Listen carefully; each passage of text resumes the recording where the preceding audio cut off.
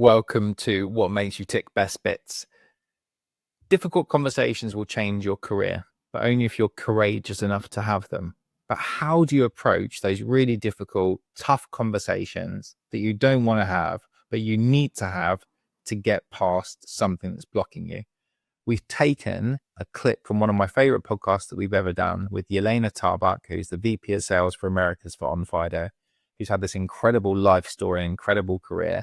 And she gives some great insights into her approach to having some really tough conversations that have altered the trajectory of her career and her life. We're taking the best bits from our podcast and bringing them to you in these small bite-sized chunks for you to enjoy. I know you're going to love this clip. If you do, we'll put a link to the full podcast in the show notes. But for now, let's enjoy the conversation, no matter how tough it is. What were some of the things that you had to learn? So, for example, like we were just talking about with the relatability, what were some of the things that you had to learn in your leadership journey, and who were some of the people that helped you to get to that place? Oh, that's a great question.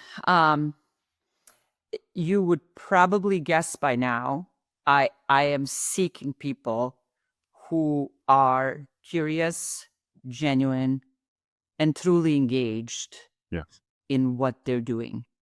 I don't care what it is that you do, but I want to make sure that you really are engaged in what you're doing. So one of my first mentors was a big leader in our organization. And I was actually surprised that I was being noticed.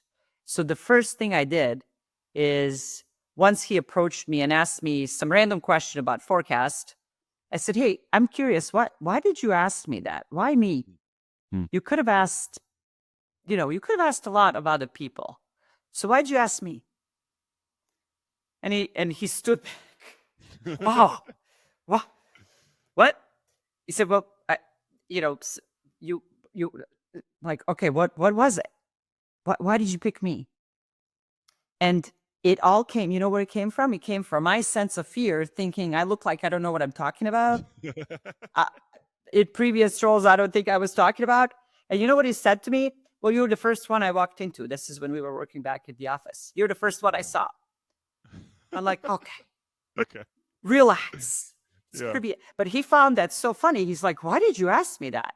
Yeah. So then I told him, just like I'm telling you, I thought I did something before that it wasn't up to par. I thought I was insecure in my answers. So it's a got you, you're going to get me. He goes, "Not at all. But where's that coming from?" And from there on, Wow. you can imagine, we started having conversations. Through conversations. And as a mentor and as a leader, that's something you never forget, right? Another mentor that is incredibly influential in my life, both to this day, was also a very, very senior leader who used to walk through the hallways. And at that particular day, wasn't a good day for me. I was reading a book. I was reading at my desk. Okay. So he walked by, walked away, and my boss at the time came over and said, "Did you know that Patrick walked through and saw you reading a book at your desk?" It's like, "Oh, no, I didn't." I said, "Well, not good." So he called me and said, "Hey, one of your sales leaders is reading at the job, so you might want to have a conversation with her." So I said, "Okay." I'm like, "You know what? That's a tough one. I own that. Yes, I was reading." I'm like, "Would it be okay if I set up time to him to introduce myself and kind of let him know where this was coming from? Because I just don't want this one interaction to set the brand, because it's not my brand." Yes. And my boss is like, "I don't know. Like, all I'm telling you is that I'm probably going to do that. I'm going to do that." So I did. And sat in front of Patrick and said, "Hey, this happened. Thank you. Fair. I own it. I was reading. Like, but I'm actually here to tell you why I was reading and what I was reading. Would you be open to hearing that?" And he sits back And he goes, okay, tell me, what's more important than being on the phone and selling? Mm. So then I explained to him, hey, this was not my best day. And here's why. And I kind of told him a couple of personal things. But I said, one of my go-tos, and I love this book, it's Dale Carnegie's book on how to win friends and influence people. It's one of my first business books in English because it's super small and I understood it. The language is very simple. Yeah. But then I really started, when the meaning comes to you, that's when it becomes really. So that's what I was reading. It's literally my go-to when I'm in a tough spot. I said, hey, I was reading How to Win Friends and Influence People. And what I really don't like, and it really gets to me, is when people continuously mispronounce my name. I don't know, about you, Patrick. It's a pretty easy name here. But to me, it just gets to me. And that's one of the reasons why I wasn't in a good spot, because the person I've known for weeks and weeks now is still mispronouncing my name. So I had to go back to something that's really going to make me feel better and get me to a better place. Mm. Mm. And he just, imagine someone telling you this, that kind of vulnerability, right? And he's like, wow, what? And that opened up the whole world for us. You talk about relatability, right? You open that door and then someone becomes pretty much a leading light in your life. So Yeah. him and I have had a phenomenal professional relationship. Now I met his son and helped his son, get a role somewhere. And it's just, but it all started there. I was reading a book, Tolu, and I got reported. One of the things that I absolutely love that keeps coming through your story is braveness, because having that conversation, that's your boss's boss. That's a brave conversation. And I just feel like braveness keeps coming through your story and your journey. And I think we can all be more brave. And I think it will open so many doors for us being brave. Mm-hmm. But have an intention. Bravery without intention is recklessness, right? You might break some relationships pretty bad beyond repair if you don't have the right intention, right? So be brave with the intention. What is that? What are you trying to do? In my mind, I knew I can't let this book reading in the middle of a workday define me, because through his eyes, he thinks I'm lazy. I'm not doing what I'm supposed to be doing. And rightfully so. That's the perception, right? So bravery is definitely an incredibly powerful trait, but it has to be done thoughtfully. It has to be done with intention. It's sales, though. It happens all the time. And you don't even know you're doing it, because when someone's not getting back to you, you have to be brave enough to put time on their calendar and say, hey, I'm here at this point. Please come. That's bravery. Bravery is, hey, I don't feel like the last promotion cycle, I was awarded the compensation I think I'm really worth. I want to talk about making more. That's bravery.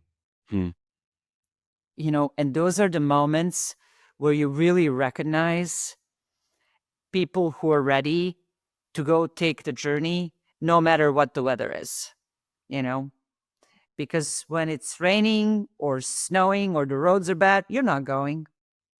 You're not going. But those who go when the seas are rough and it's icy roads, that's bravery. Yeah, that's brave. So don't let, that's why I'm talking about intention. Don't let other factors around you, mess with that, because they tend to.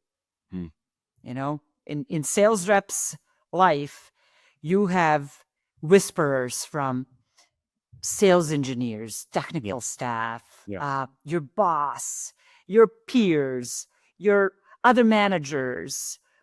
Everybody knows what to say to you, right? So if you allow that and they mess with your intention, there goes your bravery. Like, dude, don't put a blind invite on people's calendar. That's just rude.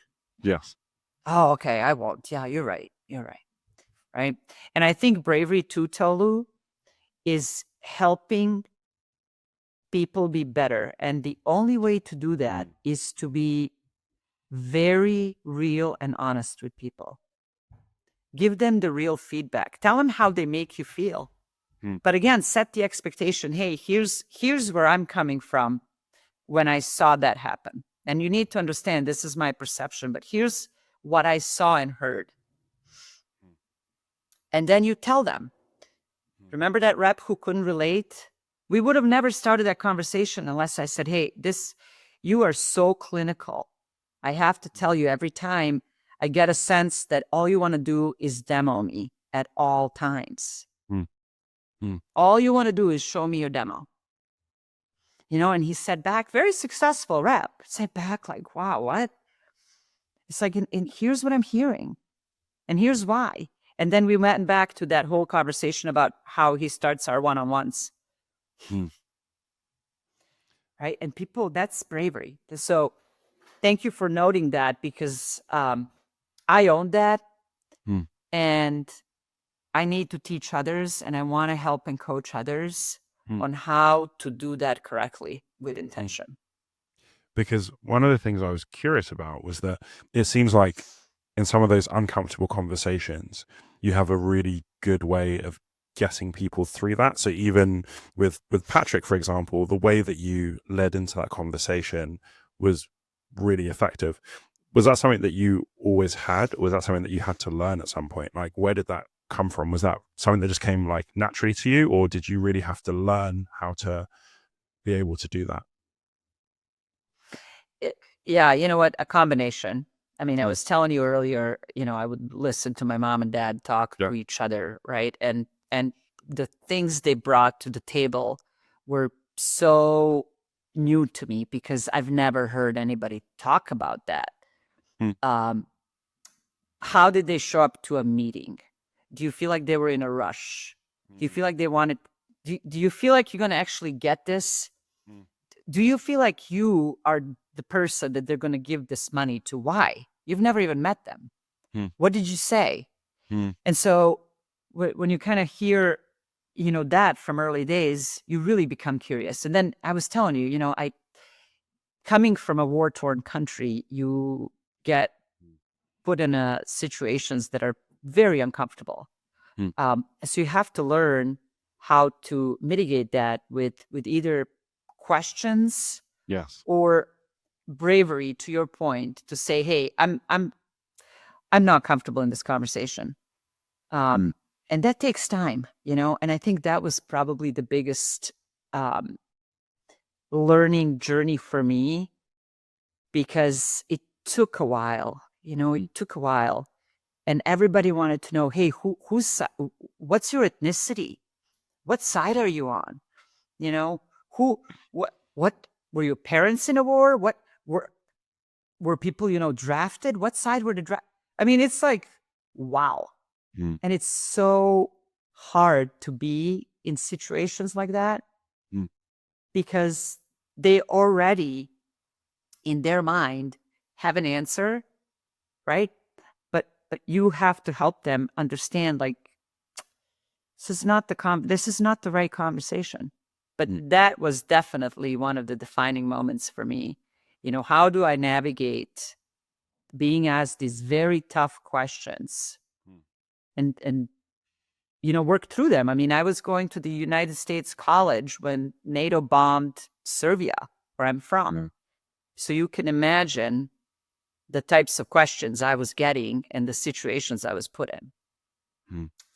Not easy at all. So when you go through something like that, you really learn to master understanding where the person is coming from. So those were a couple of stories that, helped me to get to where I am today.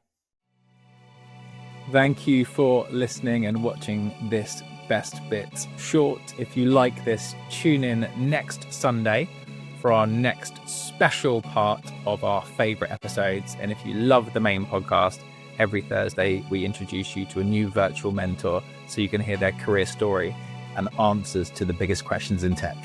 See you on the next episode.